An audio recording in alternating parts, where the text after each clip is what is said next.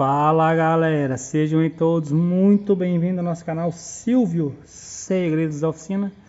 No vídeo de hoje, pessoal, um sandeirinho com barulho embaixo, uma coisa batendo. Claro, tem outras coisinhas batendo no tema, mas olha aqui uma aqui, ó, bucha do estabilizador.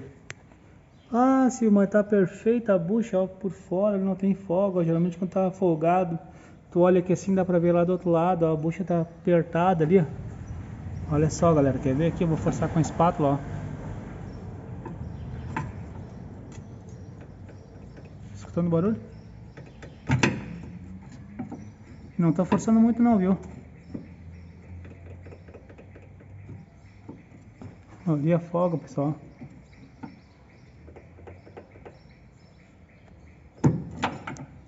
Oxi. Dei um zoom sem querer que tô segurando o telefone de mau jeito aqui, pessoal. Aqui, ó. Olha como desce ali aquela abraçadeira de borracha, de ferro. Ó. Tá batendo, pessoal, é a abraçadeira aqui, ó. Aqui ó, tem uma curva pra cima aqui, uma voltinha. Tá batendo ferro no ferro aqui, ó. Não tá com folga na borracha, mas tá com folga aqui, ó, nessa parte. Daí onde dá o barulho. Já do lado de cá, ó, do lado do motorista, não tá fazendo. Ó, tá bem firme, ó. Já vou trocar também essas duas bieletas. Esse pivô aqui tá ruim. Olhando assim com a espátula, tu não acha folga, mas forçando a roda aqui por fora, tá folgado. Outra coisa que pode bater também é isso aqui, ó. As pinças de freio. Aí. Ó, do lado esquerdo até que não tá tanto, tá?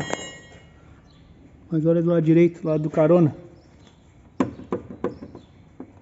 Ó, queria folga nesse pino aqui, ó. E tu bota o pé no freio, para de bater. Tu anda, bate. Ó. Aí, ó. Isso aqui engana, parece ser suspensão. Então, se tu gostou dessas dicas aí, pessoal, deixa teu curtir, deixa teu comentário. Se inscreve no canal, ativa o sininho de notificações, né? Esse aqui é um Sandero 2010. Ajuda também nós nas redes sociais, que é o canal da minha mãe lá, Sandra Bandeira Família e Natureza. Canal do meu sobrinho, Nolan Criatividades.